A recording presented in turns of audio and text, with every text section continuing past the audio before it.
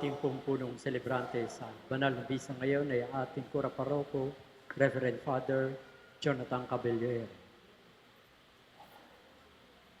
Magsitayo na po ang lahat.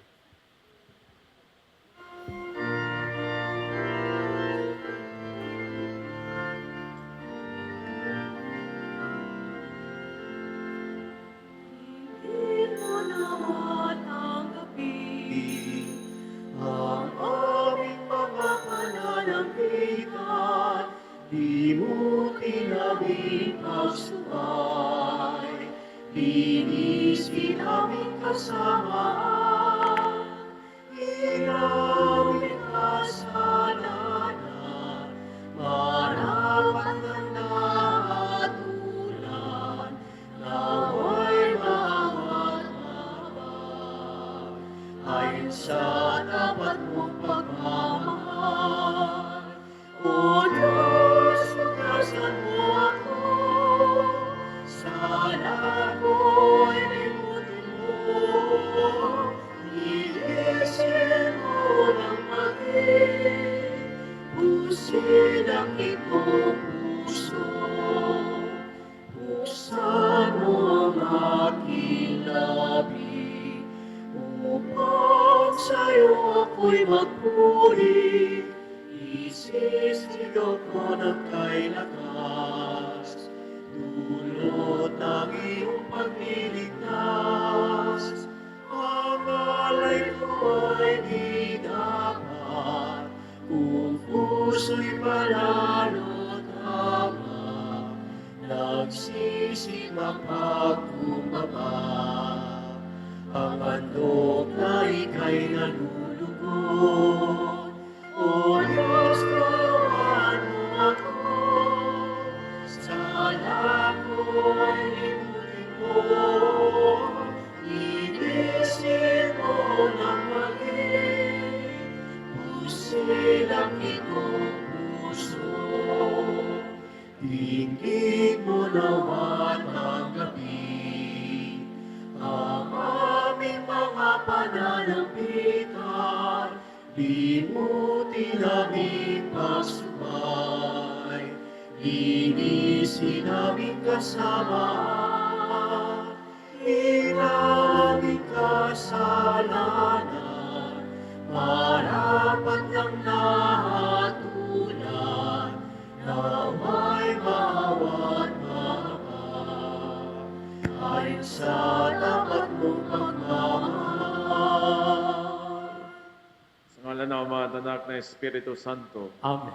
sumain niyo ang Panginoon. At sumaiyo rin. Mga kapatid, pinagdiriwang natin ngayong linggo ang Litany Sunday na tinatawag na mula sa wikang Latin ang ibig sabihin, magalak. Naanyayahan tayo ng ating mga pagbasa na magalak sapagkat tapat ang Diyos sa kanyang pangako at isa siyang amang nagmamahal at nagpapatawad sa ating lahat. Sa ikalawang pagbasa ay pinaalala sa atin ni San Pablo na sa pamagitan ni Kristo, itinuring tayo ng Diyos bilang mga kaibigan, hindi nakaaway, at hinirang niya tayo upang akayin pabalik sa Kanya ang mga tao. Kaya nga't upang tayo maging marapat gumanap sa banal na pagdiriwang na ito ng may kababaang loob, aminin muna natin ating mga pagkukulang, ating mga pagkakasala, at ihingi muli natin sa Panginoon ang Kanyang awa at pagpapatawad. Tayo pong lahat, inaamin ko sa makapangyarihang Diyos at sa inyo mga kapatid, lalubha akong nagkasala sa isip, sa salita at sa gawa, at sa aking pagkukulang. Kaya isinasamo ko sa mahal na Birheng Maria, sa lahat ng mga anghel at mga banal, at sa inyo mga kapatid na ako'y ipanalangin sa Panginoon ating Diyos. Kaawaan tayo ng makapangyarihang Diyos, patawarin tayo sa ating mga kasalanan at patnubayan tayo sa buhay na walang hanggan. Amen.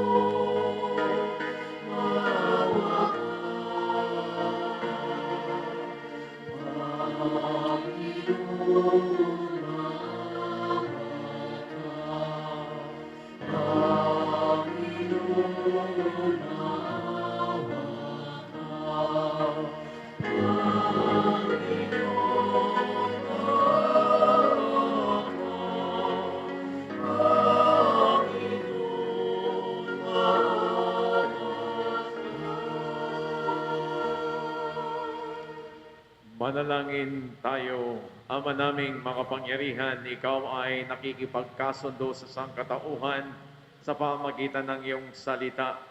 Sa masigasig na pagsamba at matibay na pagsampalataya, ang sambayan ng Kristiyano ay makadulog nawang masaya sa pagdiriwang ng dakilang kapistahan ng pagkabuhay sa pamagitan ni Jesucristo kasama ng Espiritu Santo magpasawalang hanggan. Amen. Sa paghirang ng Diyos sa sinumang magiging lingkod niya, ang kanyang pamantayan ay ang puso, kalooban at hindi ang panlabas na anyo ng tao. Ang pamantayan ng Diyos ay hindi katulad ng pamantayan ng tao. Pagbasa mula sa unang aklat ni Samuel. Noong mga araw na yon, sinabi ng Panginoon kay Samuel, "Magdala ka ng langis at pumunta ka kay Hese na taga Bethlehem, sapagkat pinili ko ng maging hari ang isa sa kanyang mga anak."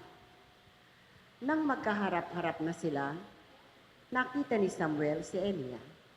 Pinagmasdan niya itong mabuti at sinabi sa sarili, "Ito siguro ang hinirang ng Panginoon para maging hari." Ngunit sinabi sa kanya ng Panginoon, "Huwag mong tingnan ang kanyang taas at kakisigan. Hindi siya ang hinirang ko. Ang batayan ko ay di tulad ng batayan ng tao. Panlabas na anyo ang tinitingnan ng tao, ngunit puso ang tinitingnan ko." Isa-isang tinawag ni Hese ang 7 niyang anak, ngunit walang pinili sa kanila ang Panginoon. Kaya tinanong ni Samuel si Hese, "Wala ka bang anak kung hindi yan?" "Mayroon pang isa, yang pinakabata at pastor ng aking mga tupa," sagot ni Hese. Sinabi ni Samuel, "Pasundo mo, hindi natin sisimulan ang paghahandog hanggat hindi siya dumarating." At sinundo nga ang anak na ito ni Hese. Siya'y makisig at na binatilyo, malusog at nangungusap ang mga mata. At sinabi ng Panginoon kay Samuel, "Siya ang hinirang ko. Pahiran mo siya ng langis." Kinuha ni Samuel ang sisidlan ng langis at pinahiran si David sa harapan ng kanyang mga kapatid. At mula noon, sumakay niya ang hepto ng Panginoon. Ang salita ng Diyos. Salamat sa Diyos.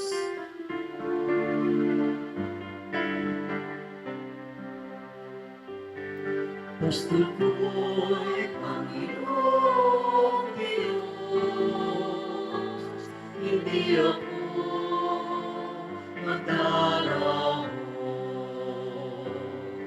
Pastor ko'y Panginoong Diyos, hindi ako magdaraho. Panginoong aking pastor, hindi ako magkukulang. Ako'y pinahihimlay sa mainam na pastulan at tinaakay niya ako sa tahimik na batisan. Binibigyan niya ako niyang bagong kalakasan. Pastor ko'y Panginoong Diyos, hindi ako magdaraho. At sangayon sa pangako na kanyang binitiwan, sa matuwid na landasi Doon ako inaakay. Kahit na ang daang niya'y tumatahak sa karimlan, hindi ako matatakot pagkat ika'y kaagapay. Ang tungkod mo at pamalo, ang gabay ko at sanggalang. Gusto ko'y Panginoong Diyos, hindi ako magdaramo. Sa harapan ng lingkod mo, ikaw ay may handang dulang. Ito'y iyong ginagawang nakikita ng kaaway. Nalulugod ka sa akin na ulo ko ay langisan at pati na ang kalis ko ay iyong pinaaapaw. Gusto ko'y Panginoong Diyos, hindi ako magdaramo. Tunay na ang pag-ibig mo at ang iyong kabutihan sa akin tataglayin habang ako'y nabubuhay. Doon ako sa templo mo, lalagi at mananahan.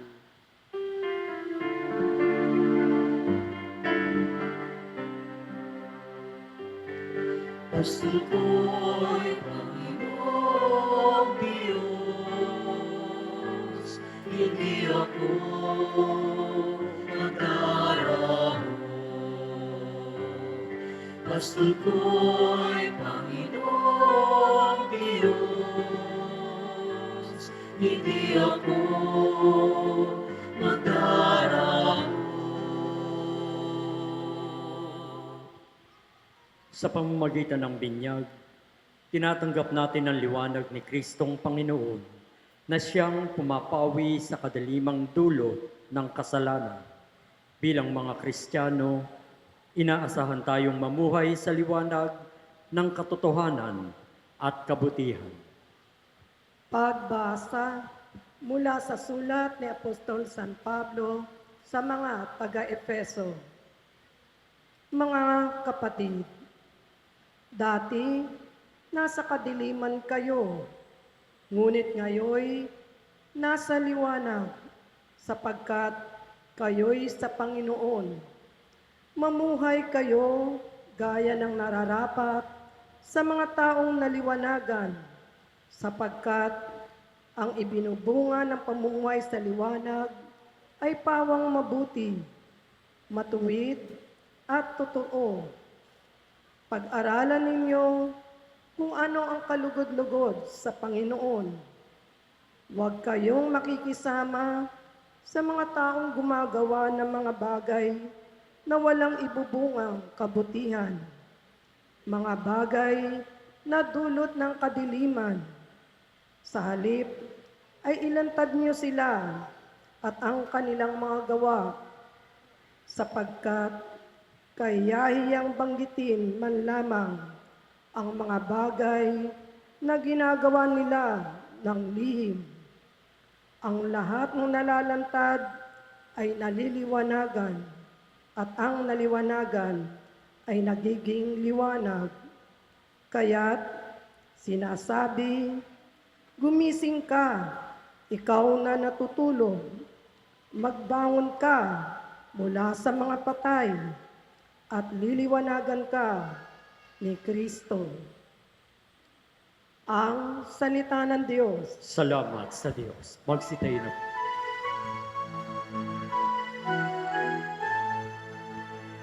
Sabi ng mahal sa daigdig ako'y inaw, kapag ako ay sinundan, ang dilim ay makaparang, at sa akin mabubuhay.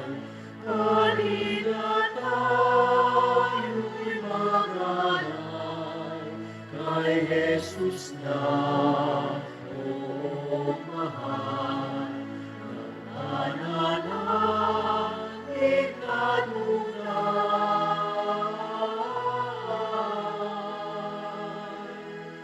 upang mapakinabangan ang dulot niyang pagtitipan.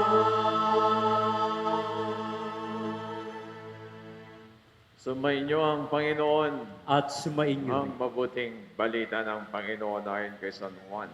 Papuri sa iyo, Panginoon. Noong panahon ngayon, sa paglalakad ni Jesus ay may nakita siyang isang lalaking ipinanganak na bulag. At si Jesus ay lumura sa lupa at gumawa ng putik. Ipinahid niya ito sa mata ng bulag. Sinabi sa kanya ni Jesus, "Pumunta ka sa deposito ng tubig ng Siloe. Maghilamos ka roon." Gayon nga ang ginawa ng bulag. At nang magbalik ay nakakikita na. Sinabi ng mga kapitbahay niya at ang mga nakakita sa kanya nung siya'y namamalimos pa, "Hindi ba iyan ang lalaking dating nagpapalimos?" Sumagot ang ilan, "Iyan nga." "Hindi, kamukha lang, uwi ka naman ng iba." At sumagot ang lalaki, "Ako nga po iyon." Dinala nila ang mga pariseyong dating bulag. Araw ng pamamanginang gumawa si Jesus ng putik at padilatin ang bulag. Tinanong din siya ng mga pariseyo kung paano siya nakakita. Sinabi niya sa kanila, "Pinahiran niya ng putik ang aking mga mata. Nagilamos ako pagkatapos at ngayon nakakikita na ako." Ang sabi ng hari na sa mga pariseyo, "Hindi mula sa Diyos ang taong iyan, sapagkat hindi niya pinangingilin ang araw ng pamamahinga." Ngunit sinabi naman ng iba, "Paanong makagagawa ng ganitong kababalagan ng isang makasalanan?" At hindi sila magkaisa ng palagay, kaya't tinanong nila uli ang dating bulag, "Ikaw naman, yamang pinadilat ni Jesus ang iyong mga mata. Ano naman ang masasabi mo tungkol sa kanya?" "Siya isang propeta," sagot niya. Sumagot sila, "Ipinanganak ang makasalanan? At ikaw pa magtuturo sa amin?" At siya'y itiniwalag nila. Nabalitaan ni Jesus na ang lalaking pinagaling niya ay itiniwalag ng mga pariseyo. Kaya tinanong niya ang lalaki nang matagpuan niya ito, "Sumasampalataya ka ba sa anak ng tao?" Sumagot ang lalaki, "Sino po ba siya, Ginoo? Sabihin ninyo sa akin, upang ako'y manampalataya sa kanya." Siya ay nakita mo na. Siya ang nakikipag-usap sa iyo, ani Jesus. "Sumasampalataya po ako, Panginoon," sabi ng lalaki. At sinamba niya si Jesus. Mga kapatid, ang mabuting balita ng Panginoon. Pinupuri ka namin, Panginoong Heso Kristo. Ngayon po ay ang ika-4 na linggo ng Kwaresma o 40 araw na paghahanda sa Pasko ng pagkabuhay o mas tinatawag natin ang Kwaresma. No? At ngayon ang ika-4 na linggo ay tinatawag ding Laetare Sunday. Ibig sabihin, nalalapit na, no? Naaninag na, no? Ang liwanag ng pagkabuhay ng ating Panginoon. No? So yan po yung pagkaka-sequence ng mga linggo ng Kwaresma. No? Tandaan ninyo, no? Hindi lamang Kwaresma merong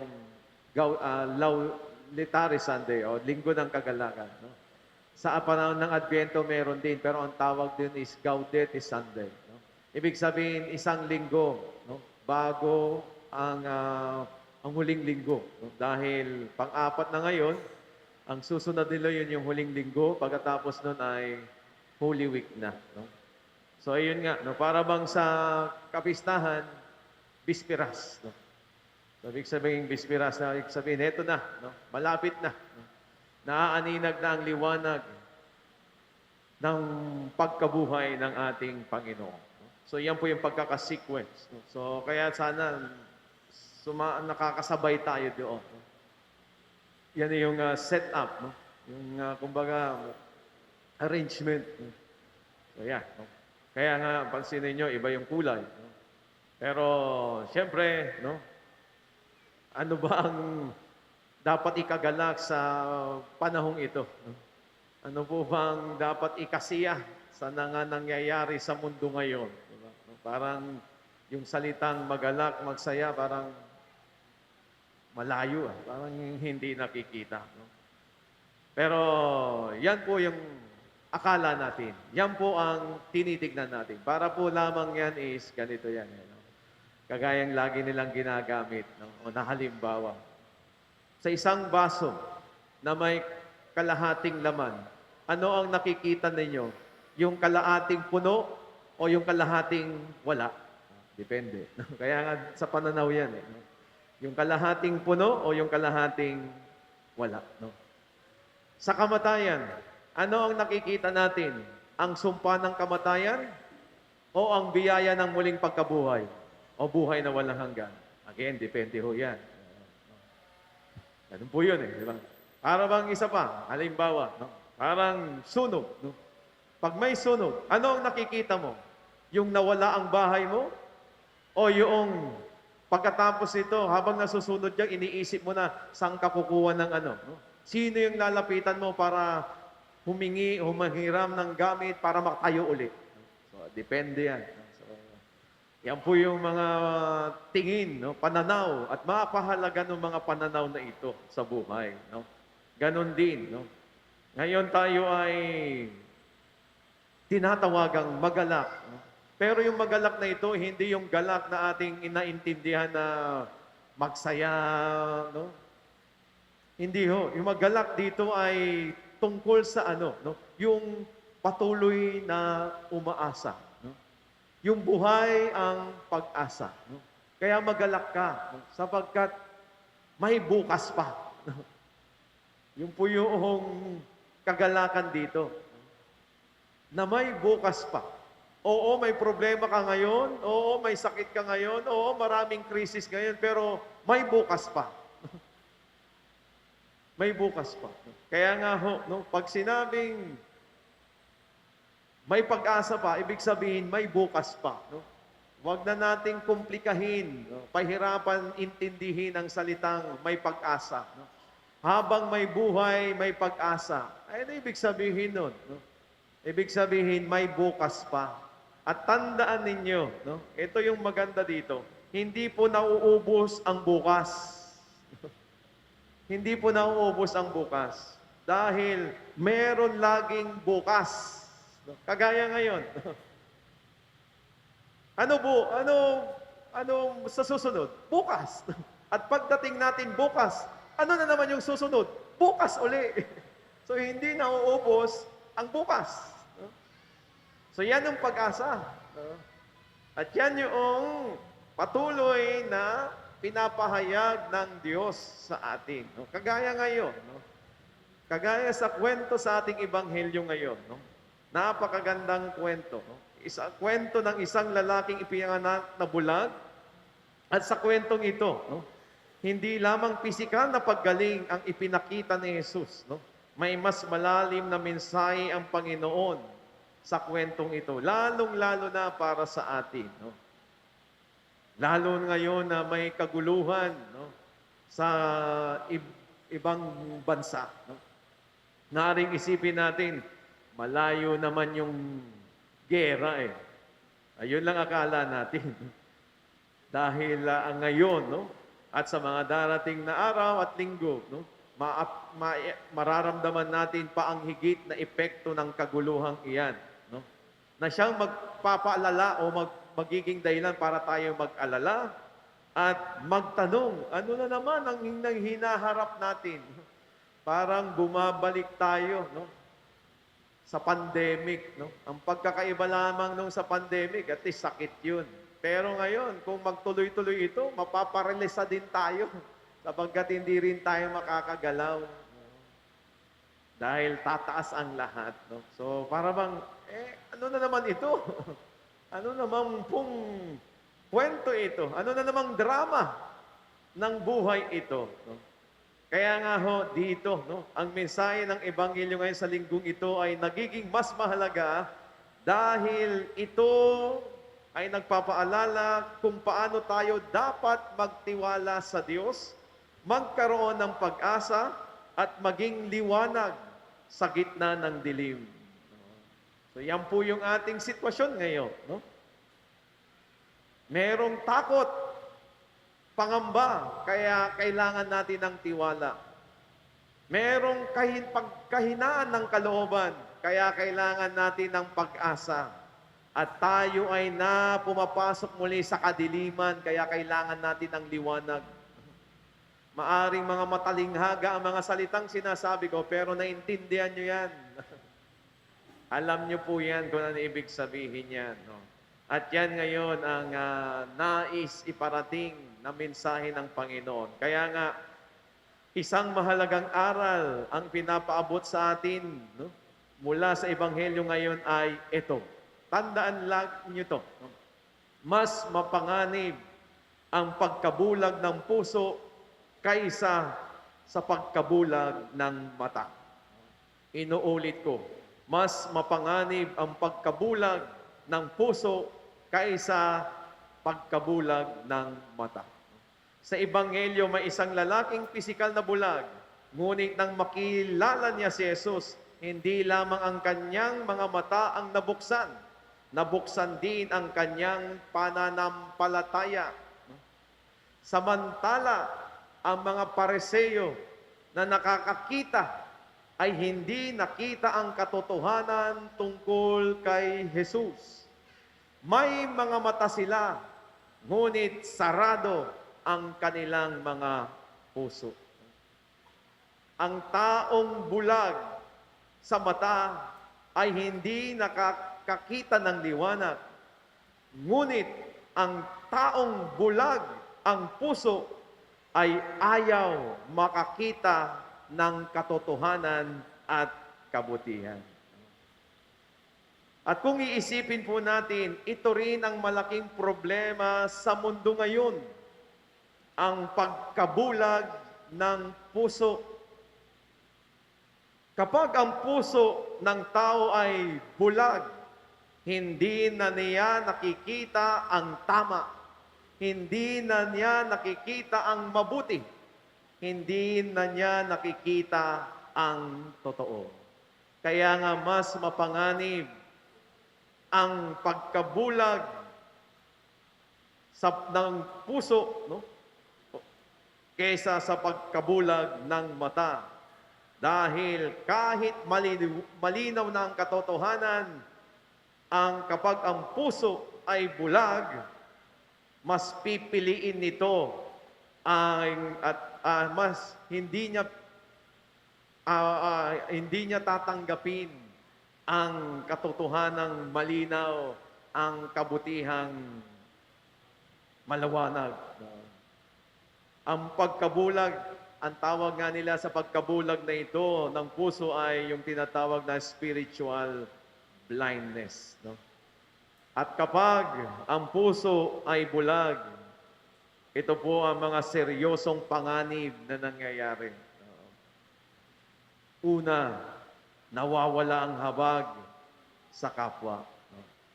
Kapag bulag ang puso, hindi na natin nararamdaman ang paghihirap ng iba.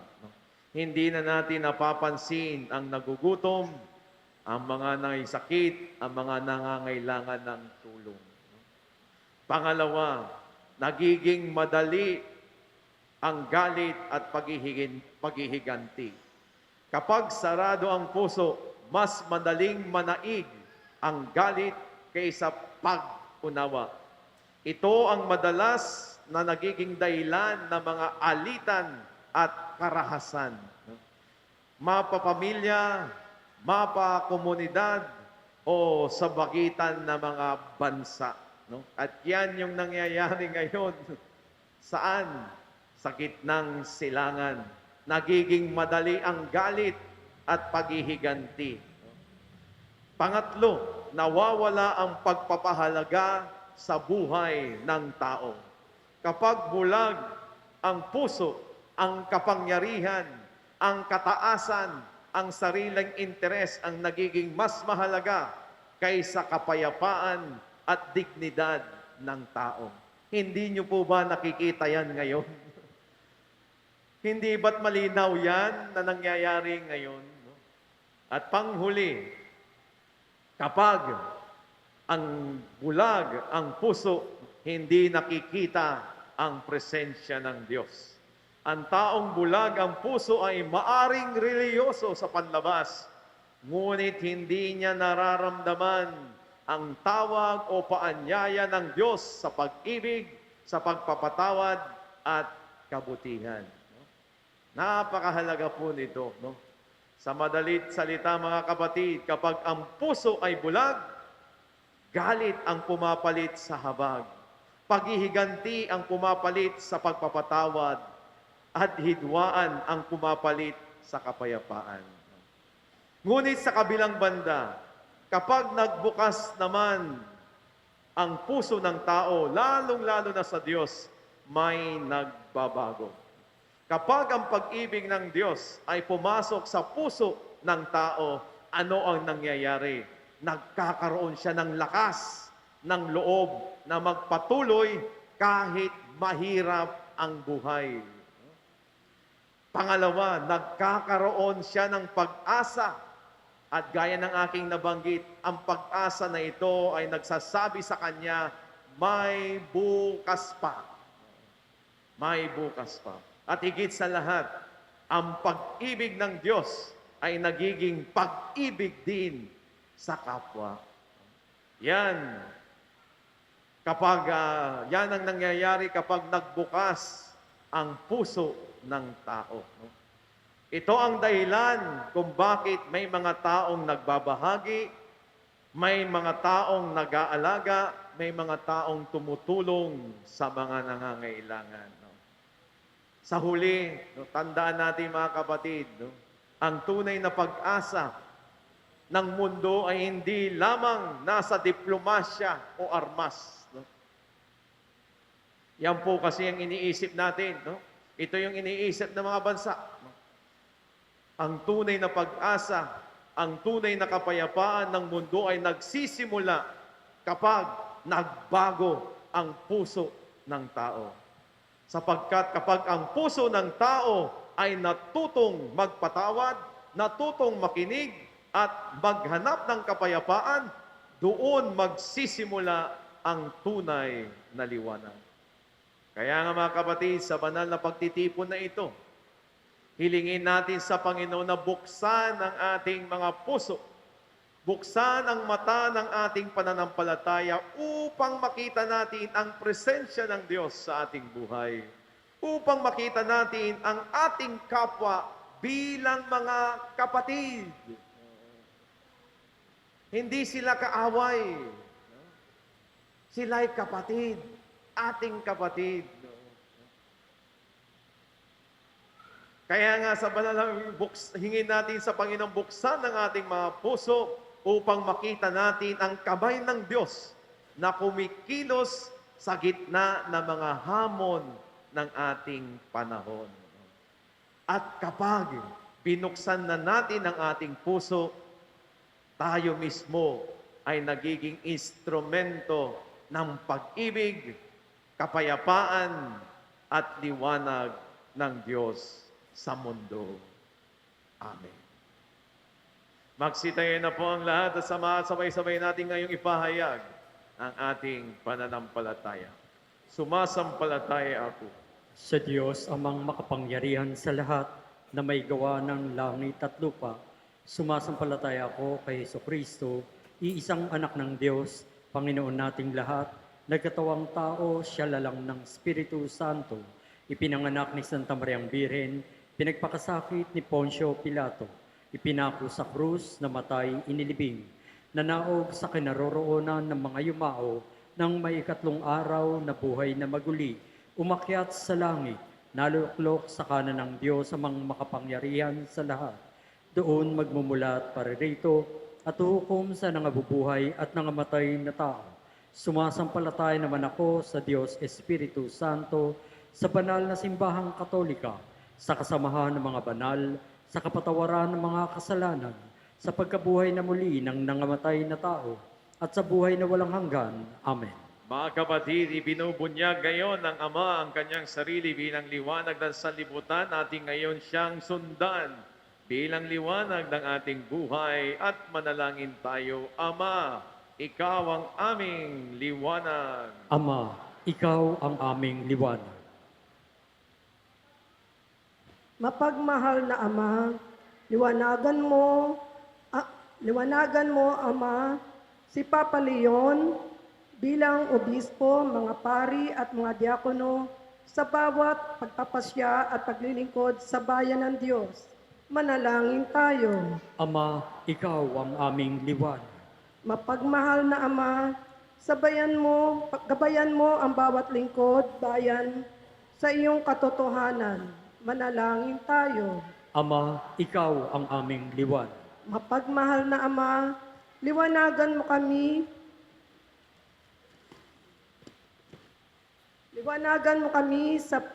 sa gitna ng mga kadilimang bumabalot sa aming lipunan, katiwalian, karahasan, kasakiman at iba pa. Manalangin tayo. Ama, ikaw ang aming liwanag. Mapagmahal na Ama, itinataas namin ang aming mga kapatid na misyonero. Liwanagan mo ang kanilang mga puso upang laging manariwa sa kanilang puso at isipan ang tamis ng kanilang mapagtalima sa iyong misyon ng pag-ibig. Manalangin tayo. Ama, ikaw ang aming liwanag. Mapagmahal na Ama, pahinatulutan mong makapasok sa iyong walang hanggang liwanag ang yumao naming mamahal sa buhay. Manalangin tayo. Ama, ikaw ang aming liwanag.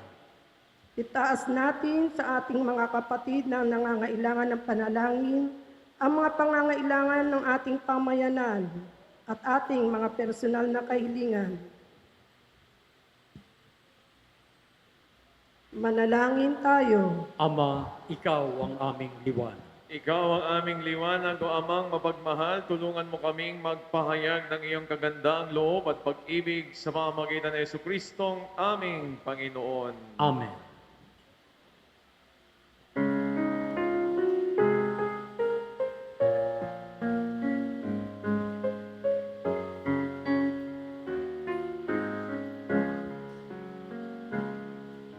Sa dalisay na pagmamahal,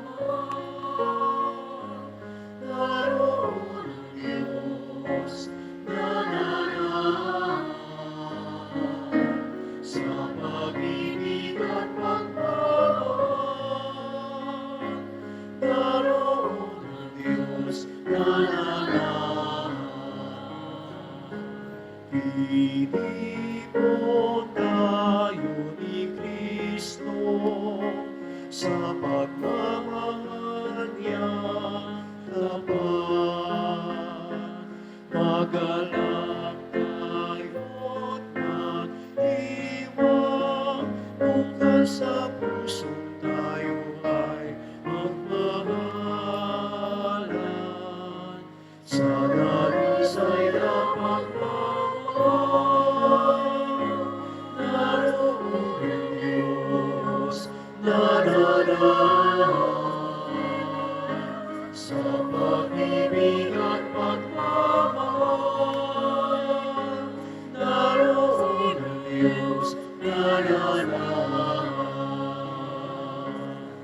Silapit na sama-sama, magbukod sa pag-ibig na.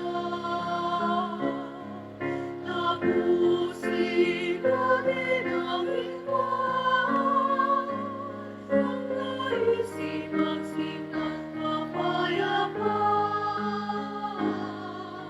Sa dalisay na pagmamahal,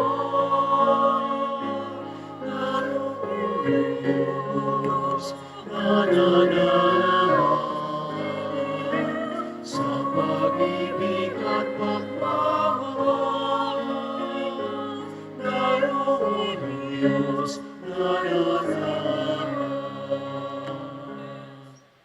Manalangin kayo mga kapatid upang ating paghahain ay kalugdan ng Diyos amang makapangyarihan. Tanggapin nawa ng Panginoon itong paghahain sa iyong mga kamay sa kapurihan niya at karangalan sa ating kapakinabangan at sa buong sambayanan niyang banal. Ama naming makapangyarihan, tunay ngang marapat na ikaw ay aming pasalamatan, minabuti niyang maging di naibas sa amin upang ang sangkatauhang namuhay sa dilim ay kanyang maakay sa pananalig na hahantong sa liwanag ng iyong pag-ibig.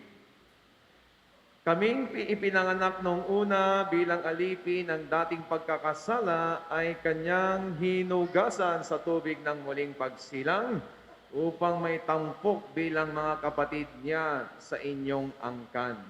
Kaya kaisa na mga anghel nagsisiawit ng papuri sa iyo ng walang humpay sa kalangitan, kami nagbubunyi sa iyong kadakilaan.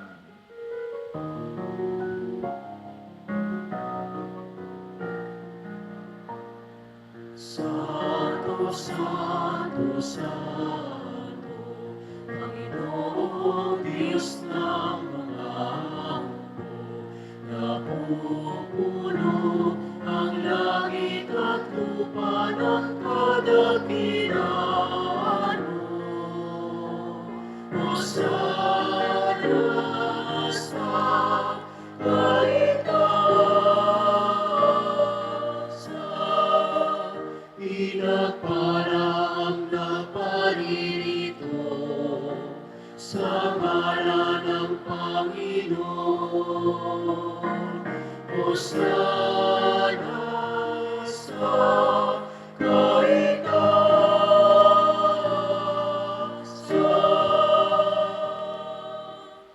Ama naming banal, ikaw ang bukal ng tanang kabanalan, kaya sa pamagitan ng iyong Espiritu, gawin mong mga banal ang mga kaloob na ito upang para sa aming maging katawan at dugo ng aming Panginoong Jesucristo. Bago niya pinagtiisang kusang loob na maging handog, hinawakan niya ang tinapay, pinasalamatan kaniya, pinaghati-hati niyon, niabot sa kanyang maalagad at sinabi, tanggapin ninyong lahat ito at kanin. Ito ang aking katawan na ihahandog para sa inyo.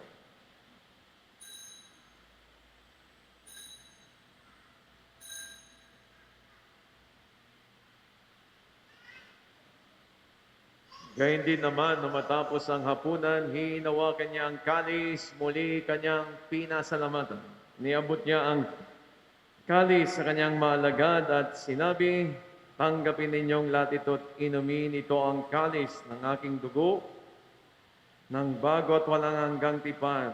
Ang aking dugo na ibubuhos para sa inyo at para sa lahat sa ikapagpapatawad ng mga kasalanan.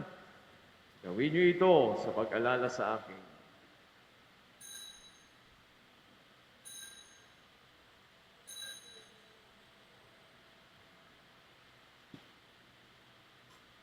Ipagbunyi natin ang misteryo ng pananampalataya.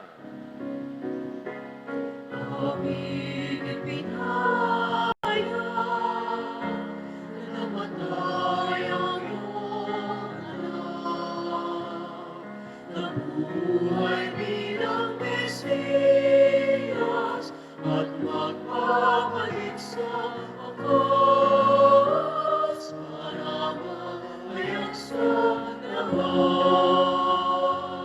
Ama, ginagawa namin ngayon ang pag-alala sa pagkamatay, maling pagkabuhay ng iyong anak, kaya dinalay namin sa iyo ang tinapay na nagbibigay buhay, ng kalis na nagkakalob ng kaligtasan. Kami nagpapasalamat dahil kami yung minarapat at tumayo sa harap mo para maglingkod sa iyo. Isinasamo namin kaming magsasalo-salo sa katawan at dugo ni Kristo, ay mabuklod sa pagkakaisa sa pamagitan ng Espiritu Santo. Ama, lingapin niyo ang simbahang laganap sa buong daigdig. Puspusin mo kami sa pag-ibig, kaisa ni Leo na aming Papa, ni Jose na aming Obispo at ang Tanang Kaparian. Alalahanin mo rin mga kapatid naming naimlay na may pag-asang sila'y muling mabubuhay, gayon din ang lahat na mga pumanaw. Kaawaan mo sila at patuloyin sa iyong kaliwanagan. Kaawaan mo at pagindapating kaming lahat na makasalo sa iyong buhay na walang wakas, kaisa naman na Birheng Maria na ina ng Diyos, kaisa ni San Jose na kanyang esposo, kaisa ng mga apostol at ang lahat ng mga banal na namuhay dito sa daigdig ng kalugod-lugod sa iyo. May pagdiwang nawa namin ang pagpupuri sa ikararangal mo sa pamagitan ng iyong anak na aming Panginoong Hesukristo. Sa pamagitan ni Kristo, kasama niya at sa Kanya ang lahat ng parangal at papuri ay sa iyo. Diyos amang makapangyarihan, kasama ng Espiritu Santo, magpa sa walang hanggan.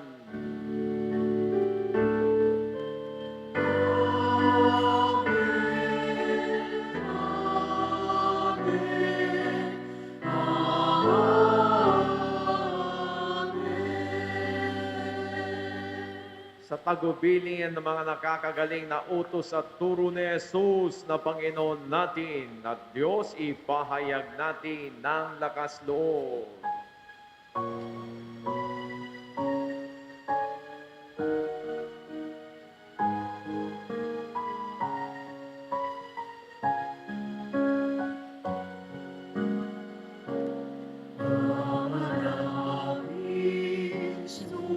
Sumasalangit ka, sambahin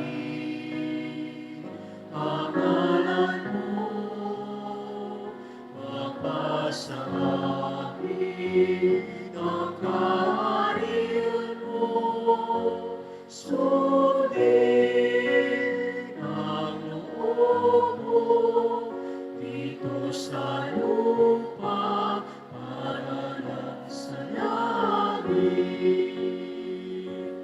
Bigyan mo kami ngayon ng aming kakanin sa araw-araw.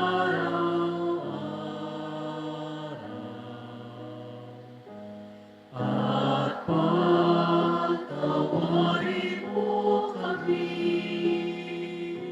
sa aming mga sala, para ng pagpapatawad namin sa nakakasala sa amin. At huwag mo kami ipahintulot sa tukso at ipagyan mo kami sa lahat ng masama. Hinihiling namin kami adya sa lahat ng masama pagkalooban ng kapayapaan, araw-araw iligtas sa kasalanan, ilayo sa lahat ng kapahamakan, samantalang aming pinananabikan ang dakilang araw ng pagpapahayag ng tagapagligtas naming si Jesu Kristo. Sapagkat iyo ang kaharian at ang kapangyarihan at ang kapurihan magpakailanman. Amen. Panginoong Jesucristo, sinabi mo sa iyong mga apostol, kapayapaan ang iniiwan ko sa inyo, aking kapayapaan ang ibinibigay ko sa inyo. Tungayan mo ang aming pananampalataya at huwag ang aming mga pagkakasala. Pagkalooban mo kami ng kapayapaan at pagkakaisa ayon sa iyong kalooban, kasama ng Espiritu Santo magpasawalang hanggan. Amen. Kapayapaan ng Panginoon ay laging sumainyo. At sumaiyo rin.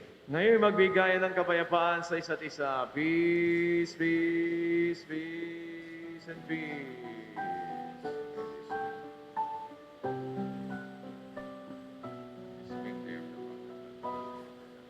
Cordero ng Diyos na nag-aalis ng mga kasalanan ng sanlibutan, maawa ka sa amin.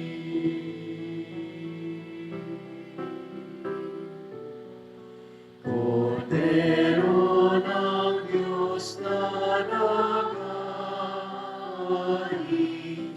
ng mga kasalanan ng sanlibutan,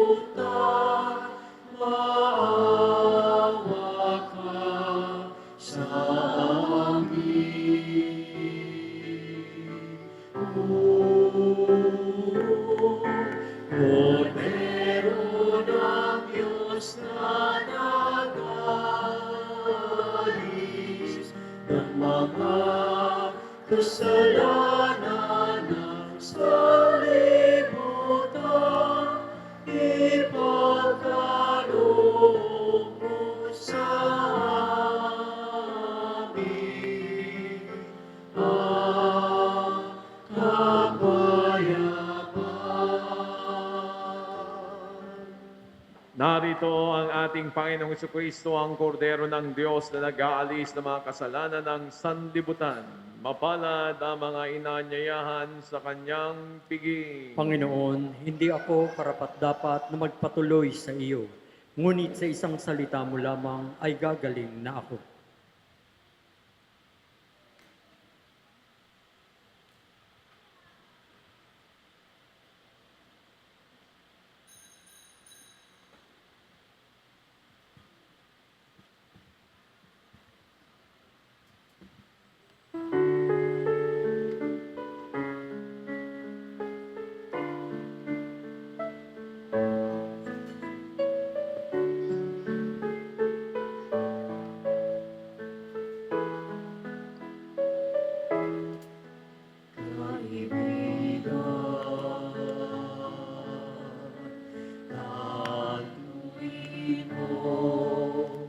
Isang paglalakbay ang buhay sa kasamang wagas ay may kahirapan. Kung may lungkot ko pag-alis ngayon, biglang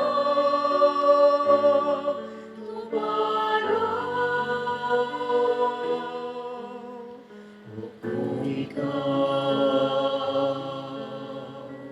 ay mapagod sa bigat ng iyong pasang, Panginoon ang balingan, Panginoon ang asal. Bigyan niya'y halina, lumapit sa akin. Kayong mga napapagalak, pag-ibig, hawain, bigat ng iyong pasanin. Ay aking pagkakanin. Halina, kaibigan, lumapit sa akin.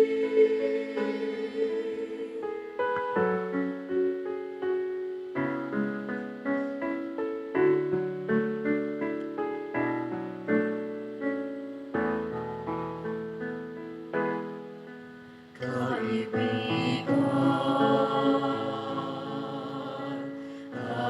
atuin mo isang paglalayag ang buhay. Maalon ang dagat at may kalaliman.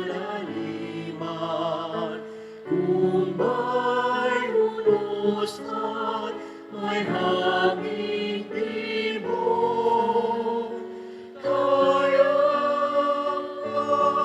labanan. Sa gabi, kadiliman, ni tala ay walang tanglaw. Panginoon ang balingan, Panginoon ang asal. Bigaya'y halina, lumapit sa akin.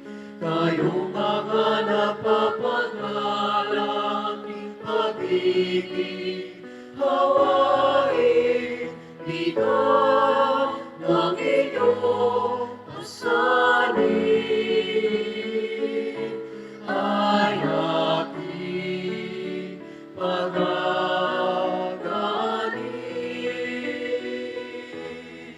Halina, kaibigan, lumapit sa akin. Magsitayo. Manalangin tayo. Ama naming mapagmahal, tinatanglawan mo ang lahat ng tao na isinilang sa daigdig na ito. Sa kaloob mong liwanag, tanglawan mo ang aming kalooban upang ang dapat naming isaloob sa iyong ikinalulugod ay lagi naming isaisip at ikaw ay aming wagas na maibig sa pamagitan ni Jesucristo kasama ng Espiritu Santo magpasawalang hanggan. Amen. Magsiupo muna lahat para sa ilang anunsyo at pasasalamat. Sa ngalan po ng ating mga kaparian, tayo po ay lubos at papasalamat sa pamilya nag-alay sa ating banal na misa, ang pamilya ni na Mr. and Mrs. Heidi Taharan and family. Maraming salamat po. At nung nakaraang linggo ang ating collection report, ang masses collection ay umabot po ng 24,500 pesos at ang love offering naman ay 19,130 pesos na may kabuang 43,630 pesos. At magkakaroon po tayo ngayon ng second collection para sa Caritas Damayan, Alay Kapwa. Ang nalilikong po sa collection na ito ay atin pong suporta at tulong sa Caritas Damayan sa kanilang mga programa partikular o katulad ng pagbibigay ng relief goods para sa mga nasunugan. Noong nakarang linggo tayo po ay namahagi sa mga nasunugang kapatid natin sa Parola. At noong nakarang linggo tayo rin ay nagkaroon ng second collection para pa rin sa Alay Kapwa at nakalikom tayo ng halagang 6,255 pesos. Ang halaga pong ito ay naideposit na sa Caritas Manila account.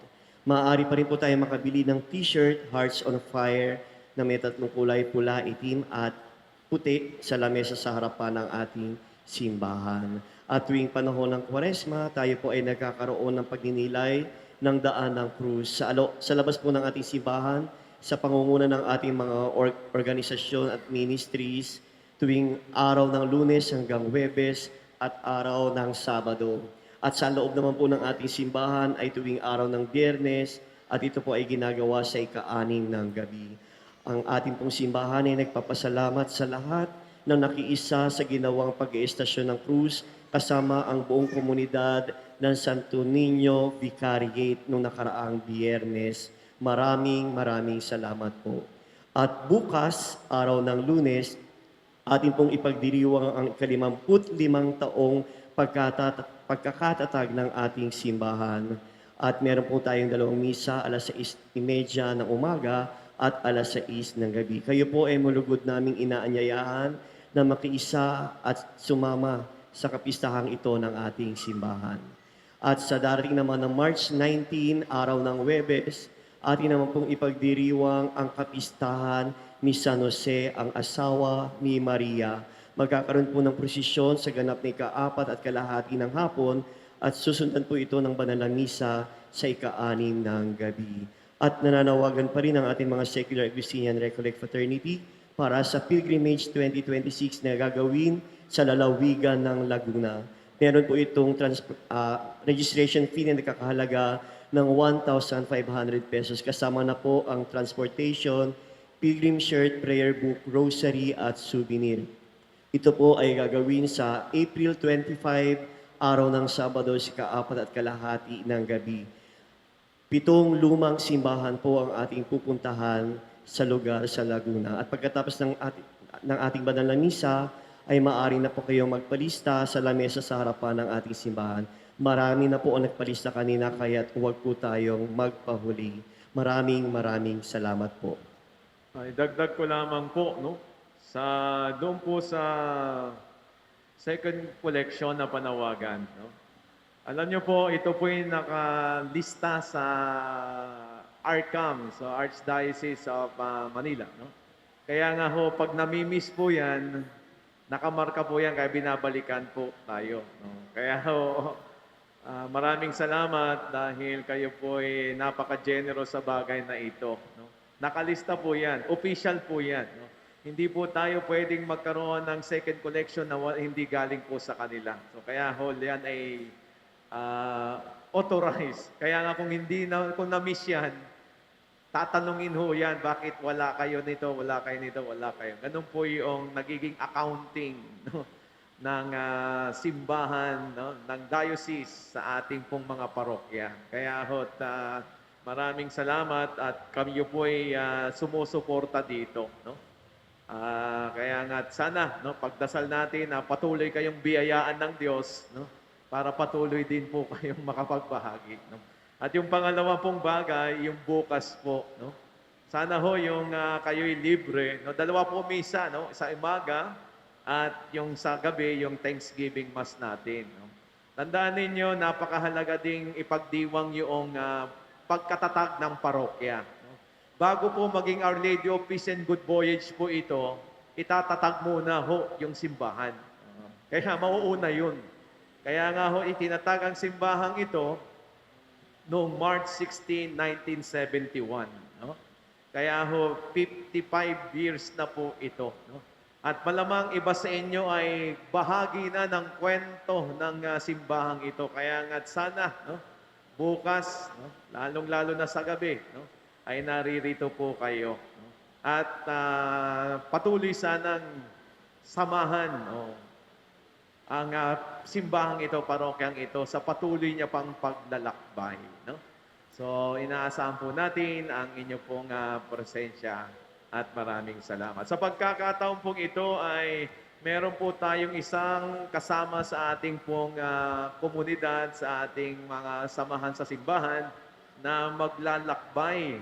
Kaya nga ho, napakahalaga ng paglalakbay na ito. Kaya ho, samahan niyo po ako na ipagdasal si Ate Nene na maglalakbay bukas. So Ate Nene, pwede ba? May kasama mo ba yung iyong anak o pamilya?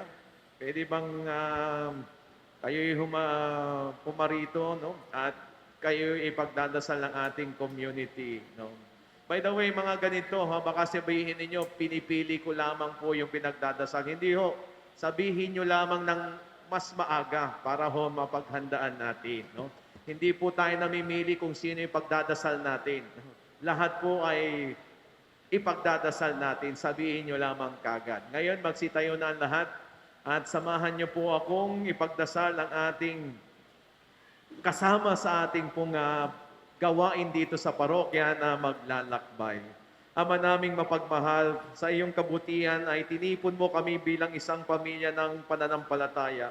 Ngayon ay pinagkakatiwala namin sa iyo si Ate Nene Valenzuela at ang kanyang anak at mga kapatid na maglalakbay patungo sa ibang bansa. Samahan mo sila sa kanilang paglalakbay. Ikaw nawa ang maging kanilang gabay sa bawat hakbang, ang kanilang lakas sa oras ng pagod at ang kanilang pag-asa sa gitna ng anumang pagsubok. Ingatan mo sila sa anumang panganib. Pagpalain mo ang kanilang paglalakbay upang ito'y maging ligtas, maayos at mabunga. Panginoon, ipaalala mo sa kanila na saan man sila makarating sa mundo, hindi sila nag-iisa sapagkat ikaw ay kasama nila. At ang kanyang parokya, Our Lady of Peace and Good Voyage, ay patuloy na nagdarasal para sa kanila. Pagpalain mo ang kanilang paglalakbay, patatagin mo ang kanilang pananampalataya, at dalhin mo sila pabalik sa amin sa tamang panahon ng ligtas at puno ng biyaya. Hinihiling namin to sa pamamagitan ni Kristong aming Panginoon. Amen. Amen. So happy trip po Ate Nene at Kuya at ang pamilya sa inyo. No? So baka yung iba naiinggit, buti pa sila alis na. No? Naiwan na naman tayo. Hindi ho. May kanya-kanya tayong calling sa buhay. No? Kaya patuloy lamang tayong sa ating paglalakbay. At samahan niyo po ako, mga lay minister, mamaya sa pag-bless sa ating pong mga mananampalataya. Sumain niyo ang Panginoon. At sumayo rin. At pagpalain kayo ng makapangyarihang Diyos, Ama at Anak at ang Espiritu Santo. Amen. Naganap na ang pagdiriwang, humayo kayong taglay ang pag-ibig ng Panginoon upang siya ay paglingkuran at mahalin sa inyong kapwa. Salamat sa Diyos.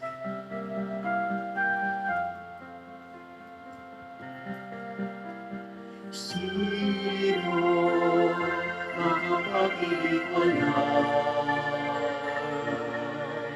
sa atin sa pag-ibig ni Kristo? Sino makapag-iwalay sa atin sa pag-ibig ng Diyos? Paghihirap pa kabigat niya, pag-usig o gutom o taba. At kahit na ang kamatayan, wala makapag-iwalay sa atin sa pag-ibig ng Diyos.